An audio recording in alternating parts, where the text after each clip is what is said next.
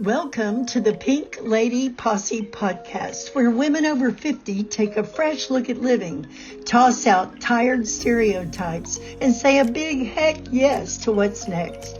I'm your host, Sandy Parker, and around here, we challenge limitations, rewrite the story on aging, and reclaim our power, pleasure, and purpose. Why?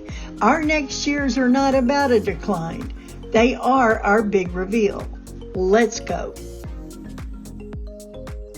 Hello, everybody. It's Sandy Parker Martinez this week. Sometimes I'm Martinez, sometimes I'm Parker. And I am actually here with someone I respect about money. Welcome, Katie Armstrong. Glad to have you. Thank you so much. Happy to be here. Yeah, we met at the Be More conference. We have friends in common, and I'm a panelist this time, and you've done it a lot. And I think I remember meeting you about the topic of money going, I am keeping up with her because, money's a thing. Money is a thing, and money is a thing that's always a thing. It was, in fact, this morning on the call, I was telling everybody I got to meet with you, and I said, I don't know if money makes the mood or mood makes the money. Because I like that. I'm not sure, because I've been in times where distressed money made a horrible mood. I've also been in a space where elevated mood made impractical money decisions. I'm kind of there right now, right? So things are good, but I find myself spending in ways. So back to the topic at hand, and that is women 50 plus in my particular area go through so many transitions in life. It could be divorce, it could be widowhood, it could be downsizing. So, what I'm looking at with you as an expert for money, what do you see the common transitions are about money? And then, how do you guide people in terms of helping them know what transition phase they're in? Okay. So before I answer that, and I might answer that with this answer, but I think something that would be really important to just address is that a lot of times when we shift from one season to another, Mhm. we notice our relationship with money changing. And something that I want all women to pay attention to is their unique personal relationship with money.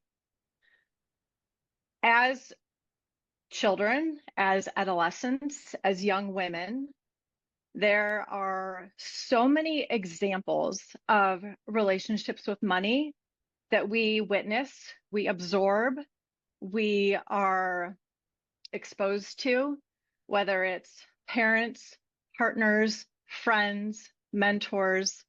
And I shouldn't just say when we're children, this is happening throughout life. But the earlier that we can recognize, okay, everyone's got a unique relationship with money. I don't need to borrow by osmosis someone else's relationship with money. I get to create my own relationship with money. And that is a foreign concept to many, right? I think a lot of us grew up believing there is a way that you handle money. There is a way that you interact with money. There is a way that money should make us feel. Money is so weird because it truly takes on sort of a life of its own based on our biases and our experiences and our stories and what we've witnessed. And I know everyone listening to this podcast probably has heard something about stories with money, right? Personal experiences with money. We're all shaped differently. But I think the important work that we as women need to do is learn to develop our own personal relationship with money and be very aware of when others' relationships with money are starting to, right, attach to us by osmosis, or by, a lot of women have kind of chameleon tendencies. I do. I do. I always have. I still do. I'm just aware of it now. And so, right, you have a new friend or a new partner, and you start to take an interest in their interests. You start, right? Like a lot of us do that. And I think for a lot of women, we were like that. That's how you survive, right? Like in this Right. world. And so I have worked with several women during a period of divorce or separation or just on the other side of divorce. And I've heard the comment before, blah, blah, blah, I was pretty good with money. I kept a budget. I didn't overspend. I knew, like, I was good with money. And then I married so and so or had this relationship, and I don't know what happened. Like, I'm horrible with money now. And I just think it is so interesting how that can happen, how that the impact of another person's relationship with money can have on our relationship with money. Okay. So maybe you've never had a positive relationship with money and you want to learn, right? That is the direction you're headed. Or maybe you resonate with that. Oh, I was good with money in my 30s, blah, blah, blah. Or I was good with money when I was a teenager and I was, making my own money for the first time and balanced the checkbook. Like, what happened, right? So I just want to acknowledge how common that is. Mm. And I think those life transitions, whether it's career, maybe you are in career and you are earning money, and so the perspective shift is my money. I see the hours put into that, right? Like you see sort of that exchange versus maybe a period where you are more managing the money or spending the money out of necessity, right? But disconnected from the earning piece. Like there's a lot of ways that we can transition what the household looks like, how many kids are home, right? New additions to the family, people leaving the nest, grief, um, inheritance, right? Older generations passing on and leaving the stories, the relationship with money, the money or the lack of money, right? The surprises that maybe come with the transition.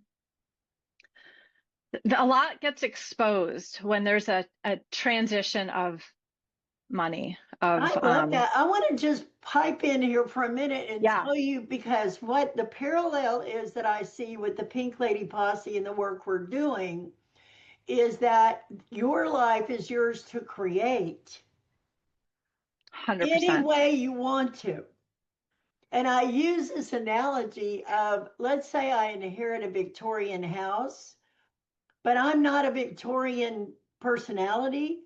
Why do I leave the drapes and the rug and that gross sofa? Why do I not make it my house? But a lot of my life I inherited from how I grew up, what my parents thought, what the beliefs around me were. And now I'm almost 70. It's high time I get to create my own life. I would And even push it a layer further. Why not sell the house? yeah, You girl. know, like, My husband yesterday said, we can live full time on a cruise for $50,000 a year. I'm like, that's sounding pretty good. But so the other thing is what the Pink Lady Posse wants to do is surround a woman with connection, support, tools, podcasts, conversations, learning from other women. And I know as a widow, my hospice group stayed together after our training ended. We've met every Monday at 9 a.m. for 6 years. it's That amazing. is a lifeline. Whether you're going through a divorce or a move or a downsize or whatever, I believe that we all benefit from being surrounded by the support of other women. And I know you're an advocate for women having a good relationship with money. I'm an advocate for women having a good relationship with whatever support they need wherever they Yeah. are. So, Yeah. as you have been working with, and one of the seasons I think is interesting is becoming debt free. That's not a season I'm familiar with. But then there's also, wise use of money when you're making it. So back to the topic, what key phases have you seen women go through outside of these evolutions you just talked about, and what support do you recommend for them? Okay. Well, I definitely have put a lot of my effort and energy around helping women become debt free because that was the biggest sort of transition and catalyst for change in my personal life. Hmm. Um, and it was that early transition for me of going into I earn my own money and okay, this is my life to sort of create, right? Um, and there was a lot that I wanted to do. Like there was a lot I wanted to enrich my life with, and I didn't have the money to do it because I was making these payments. Right. So the debt had was basically telling me where my money needed to go, and I had lost sort of that control, right? Mhm. And it felt helpless. I felt out of control because I didn't know how to make a dent. And for a lot of people today, interest rates are so much higher, cost of living is higher overall. Like making a dent feels impossible. Just keeping up with payments for a lot of people is feeling really hard. It's one of the top complaints I hear is just my income, just I can't make progress. So for me, it was like that was a catalyst for change when I saw that I had just this power to shift my finances. I had this power where I could, be focused, be intentional about the debt specifically. And I saw a change happening before me. And that was when I started to change my relationship with money. I stopped looking at it as something that was happening to me. And I started partnering with my money as like, we're going to do this together. Um, I've I never like heard that in my lifetime. that was sort of the first stage, right? And I was young, right? I was in my 20s. I didn't know anything about having dependents or right. It was just like we're gonna like let's do this. Like my competitive spirit nature was like we're in this together. Um and like you want to be spent in a fun way. This is not fun. So that was kind of the energy was like let's just get rid of this. And then something that I think another phase for many women is some type of motherhood or caretaking. And in that season, I think a really, really healthy way to look at money is like a child, like something that requires your caregiving. Because money, we all know this. You give it an inch, it's going to take a mile, right? Yeah. Just like kids. So I was a high school teacher for about 15 years. I've been a mother now for 11 years. I've got a couple of decades under my belt, sort of caregiving, teaching in that role. And I taught high schoolers. And it's funny because one of the very first things I learned, I went to like a teacher camp when I was 22 years old before my first year of teaching. And one of the things that they taught us was to not smile before Thanksgiving. Literally, they were like, you've got to hold the boundaries, you've got to, be strict, strict with rules, no smiling until Thanksgiving break. And it's just that old adage, like you give them an inch, they're going to take a mile. And so money is the same way. It's like for a period of time, we really have to like put the boundaries up and I smiled. I just want to like make that very clear. I smiled. But but like money and kids, right? When you think about kids, it's like of course they don't want boundaries. They just want to have fun and be free and be kids. But any of us that have done any caretaking or have had children or have taken care of children know that kids actually crave boundaries. They need to know where to push a little bit. They like structure. It's healthy and they're happy when they know this is kind of how the day unfolds. Right. You know, why does every single classroom teacher have sort of the daily schedule on, like, kids like that structure and knowing what is coming. It's regulating, right? And again, it's like, if you're thinking about how do I start to have a different relationship with money? Well, how could you help your money regulate? How could you give it some boundaries, give it some structure? How could you tell your money, February's coming? This is what we're doing in February. This is the plan for February. This is how you're going to support me in February. Um, you wouldn't talk to a child like that necessarily, but the childlike nature would be, here's what we're doing. This is the plan. We might make some changes to the plan, but right now these are the choices that we're making, and this is what we're going to be doing. Girl, you're So, blowing my mind. I've never heard anything like this in my life. okay. Now, I will say, I want to just put my own personal example in here to Yes, validate my please. own, affirm myself that I'm not crazy when it comes to money. But I was 40 when I married, and all I wanted to do my whole life was get married and have a baby. Then I got married and I had a baby. And I told my husband, if you start taking my power away of how I treat this baby and what clothes I buy this baby and how I treat her, because I want her to have the cutest dresses and the best, if the day ever comes when you say you can't buy that, it's not going to be a good day. So I want to line up what you're responsible for and what I'm responsible for, so you don't ever get in my lane about that child's money. And another thing is my vacation. If I'm in London and want to take a limo so I can see above ground, that's my prerogative. I'm not going to ride the subway because we've already bought a $4 subway ticket. So I had in my lane our fun and my child in terms of clothes and things like that. And nobody's ever heard of anything like that. But it was like, I have the fun money and you have the bill money. And I am so proud of myself because in all of our relationship, he passed away in 2019. I never had a vacation I didn't get to do my way. And I never was limited on the things that were the most fun money for me.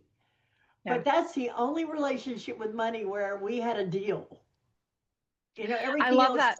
seemed to be like a bill. It didn't seem to be like fun. Anyway, I love that part of my life that I got to experience that way. The fun, so we have what we call fun money in my marriage. And it's something that we both get every month, like clockwork. I mean, it is an automated part of our money system, is we both get fun money. And there's no questions asked. Like, you just get to play and do what you want.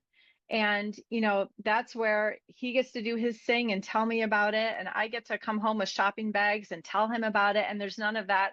How much was that? Didn't you just go shopping? Right? Like those conversations that I think a lot of couples probably have, or the sneaking around. I've had girlfriends tell me, I do all the shopping, come home, unpack everything, make sure that, like, recycle the bags, like there's no evidence of it.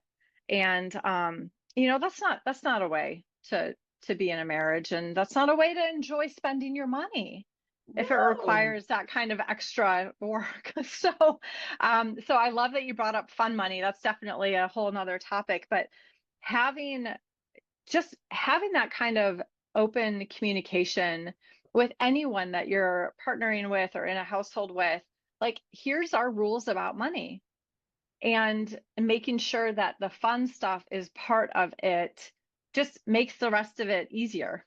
Well, I think I read that before you got married, you and your husband kind of sorted out the rules about money. Yeah. I Yep. mean, nobody does Absolutely. that. Yeah. Yeah. No, I mean, it's huge. And it there's there were a lot of things we sorted out before we got married, let's just be clear. um and and I'm not quite at your 50 plus age group, but I'm getting there. And so I was getting, and I got married a little bit later too, but I was at a period in my life where I was making money, not a lot, mind you. I was a private school teacher. I wasn't making very much at all, but I had shifted what I was doing with money and I was in control of it again. And that was really important to me that I knew that we were going to continue to move forward with money. And it was very important to him too. He saw me go through that whole transformation with money. And so it was very important for him to see me go through that and know kind of the momentum I was carrying with me into our engagement and into our marriage. And so that was really the cornerstone of a lot of trust that we built Mm. and partnership and teamwork and excitement for our future together, right? Well, Is like we knew that we were not going to fight about money. We knew that we were not going to struggle with money. There would be questions, there would be choices to make, there would be, ups and downs in career and blah blah blah, but we knew that the foundation was set. well, the other thing I heard you say several times now is teamwork. Mm, And because I think you were a coach and a teacher, I mean, yeah. teamwork is in your DNA, Yeah. right? The other thing I just want to go back and reinforce is what you said, that putting a structure in place is, like you were saying, teaching or working with your money like a child, just being really clear about the boundaries and then realize things change. Yeah. And so, I have a question. We're about to do, it's January of 26. I still haven't done a vision board. Sometimes I think vision boards are kooky because you put on there a pile of money and then, you know, you have no plan to get it, but it's in your realm of vision. So when you think people are looking ahead at their year, how do you recommend they envision money outside of a structure? Like, do you have, do you know what I'm asking? Yeah, I think so. So I've never really made a personal money goal other than, so it started out with pay off this credit card. I had very specific goals when I was paying off my debt. So when, and I just started working with a few new clients kind of in the new year.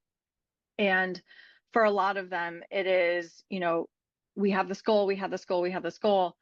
And I really like to break the specific money goal down very, very, very small, right? The next week, the next 2 weeks. And so we break the goals down into micro goals as we get started. I think just yesterday, my podcast episode is released. New year, same me. Okay, new year, Ah, same me. And in it, I talk a lot about how, making these big sweeping money goals at the beginning of the year can be impossible. And so go ahead and listen to that. I But will. that, I think that the idea of a money goal at the beginning of the year, unless it is micro, can be really hard because a lot of times they feel so big that even a dent in the goal, like you haven't made any progress yet necessarily, and there's no win to be celebrated yet. So I'm not a big like money goal person, but what I do like when it comes to like a vision board is what are some of the things that I want to spend my time doing? Because a lot of times how we spend our money is telling us what we prioritize, right? If I looked at your credit card balance or your bank account, Oh, would yeah. it tell me what you prioritize? And for a lot of people, it's like, oh, streaming services and takeout. Is that what you prioritize? Right? Netflix and DoorDash. And the reality is a lot of us rely on convenience because we're busy.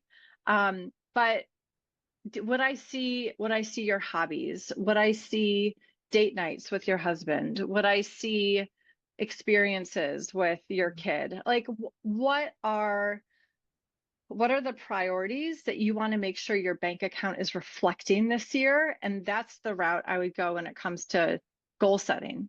I like that. Well, Um, one of the things we're about to have that experience 3 times between now and the end of January, because I couldn't even make my steps until I know where I'm even headed.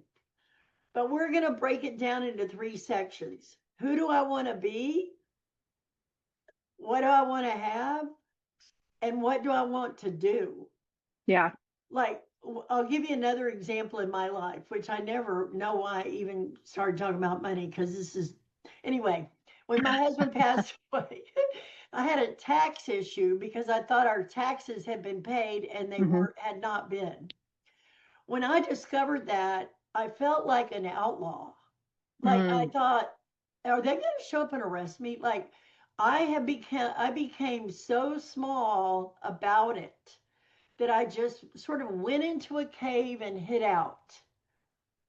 And then I remember I don't want to live this way. yeah. Like, it's just not who I want to be.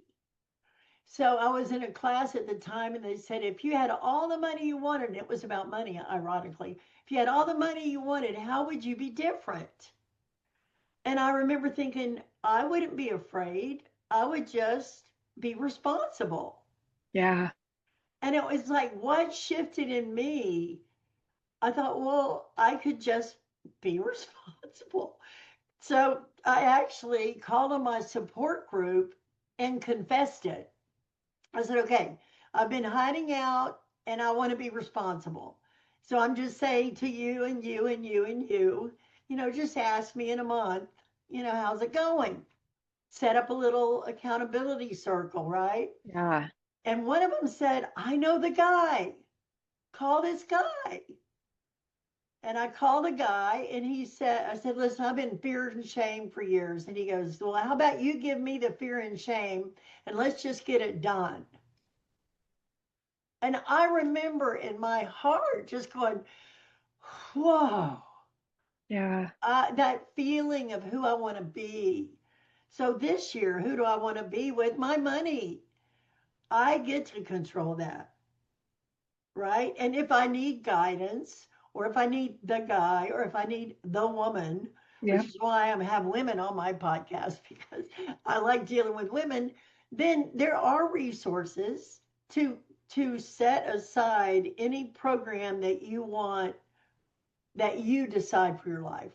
Yeah. So I feel like I got kind of preachy about that, except it was such a big moment in my life where I claimed my own power over the way I want my life to go instead of living in this huddled up, icky, I'm a loser, ugh. And I know you must run into people that feel that way. Well, and that is the perfect example of how things can shift when you start looking at your money like someone or something that needs your caregiving, Hmm. right? We have to be responsible in that caretaker role. And if we're if we're again like this energy with money of it has control over me, um, it can make me feel guilty or ashamed. Where did that come from? And right, the not paying the taxes wasn't necessarily your decision, right? So like, where did that come from? And how do you want to be in relationship with your money? And so the outside things are going to happen, right? The dog is going to need something at the vet. And a lot of times, or for like my kid's going to need an expander and braces, right? So a lot of people will say, well, it's this big expense that's coming and we don't know how much and blah, blah, blah. And they kind of spiral into this, make it really big. I can't plan for this. It's just going to have to be what it is. Where instead it's like, well, what if we called and asked? What if we, got the number ahead of time? What if we scheduled the appointment out a couple of months? If you can, some emergencies are emergencies, but, can we plan for it a little bit better? Um, and so can we nurture this situation and be in control of the situation? And it sounds like it maybe took a little bit of time and processing, but that's what you did. It was like, no, no, no. Like I want to take care of this. I I want to just be felt so responsible. under it Yeah. that to come out, it was going to eat me alive. Mm, You know what I mean? It's like if I break out of this cave I'm in, I'm going to be eaten by a wild animal. I mean, really felt like that.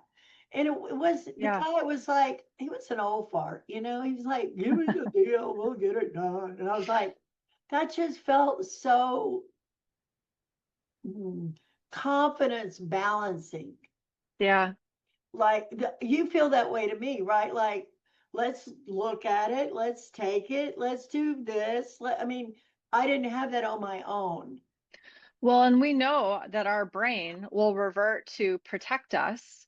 And that's where it can make a money situation feel like a wild animal that we Mhm. have to protect ourselves from, right? That adrenaline, that, um, you know, what is it? Fight and Fight, flight. flight, or fear, or hide, or whatever. Yeah, I think The it's fight, flight, or freeze. freeze, yeah. Yeah. And so again, it's like that there's something in our brain telling us we're going to get kicked out of the clan because of this, because we're a liability, because we owe the money, whatever, right? And it's like, no, like the clan is here. Like this is exactly what you've shown is like when you tell the people, when you ask for help, that's when the fear, that's when the threat dissipates Mhm. because the others, they're not going to kick you out. They're going to absorb it for you. They're going to help you. They're going to give you the resources, right? And so that's a mindset shift and a tool that takes a lot of practice, but you've been through that, right? You've been through that, and now you've got that evidence that the Sandy who asks for help even when the money thing is scary gets to offload that shame and fear and take action. And I have a phrase on our website, pinkladyposse.com. Uh, you can't be your best self by yourself. Yeah, Like my fears that's in my so good. head are big.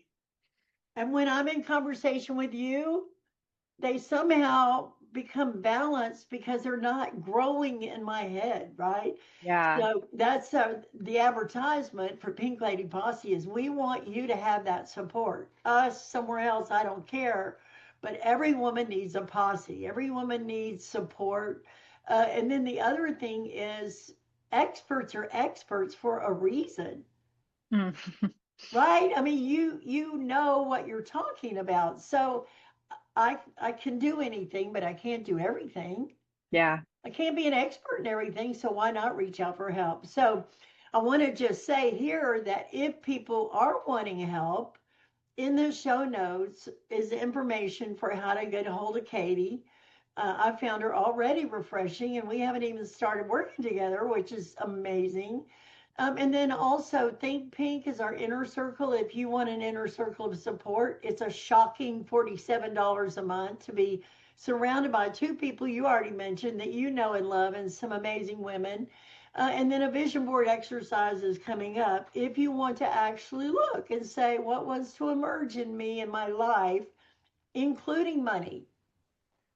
So that's sort of what we got going on. And I'm so happy to have a conversation. I want to give you a chance to say, if you had a moment with every woman that will ever listen to this, to say, hey, sister, hey, mother, hey, whatever, this is what I want you to hear. What would that be? Have you already said it, or is there something that just is ready to say straight out?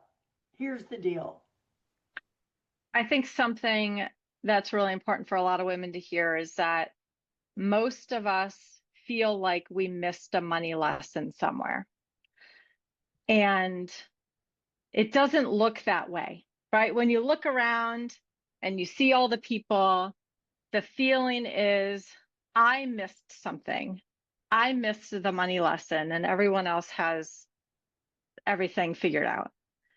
But the reality is, most of us feel like we missed the money lesson. And if you were to surround yourself with a group like the Pink Lady Posse, you will find that you are not alone. And now is the time to start thinking about what do you want out of your relationship with money, because there's no right or wrong answer here. That's it. I love that. And the money lesson, I feel like I missed it.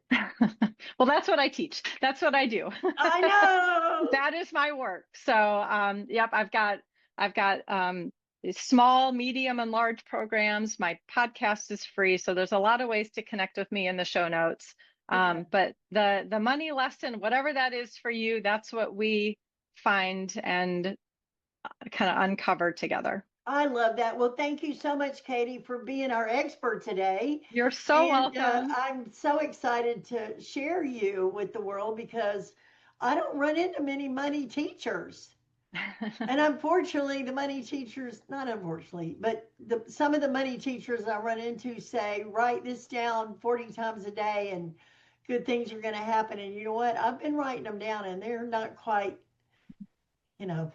So another good reason to evict. I won't, I'm not going to tell you to write anything down except what you want to spend your money on next month. That's Okay, my fun money. Hey, yeah, you know what? I have seasonal affective disorder where I don't get enough sunlight. I start getting moody. And I bought a shirt yesterday that is the so cutest thing. It made my day, and it was like $12. And it was a dachshund with a little striped shirt on, and I wore it last night to the steakhouse. This little old man said, "I love your shirt so much." And I'm like, "Me too." It was my gift for myself with my fun money. and So it just, yeah, it was, gives you sunshine. it's a Yeah. great way to live like that. Yeah. Well, thank you so much. And I'll make sure everybody you know knows when you're on our podcast and we'll share the goodwill. Thank you so much. Thank you, Sandy. Bye. Thanks for tuning in to Pink Lady Posse Podcast, where women go from what now to what's next. Come join us at pinkladyposse.com, where we share community, resources, and tools to support your next beautiful chapter. With love, light, and a little lipstick. See you next time.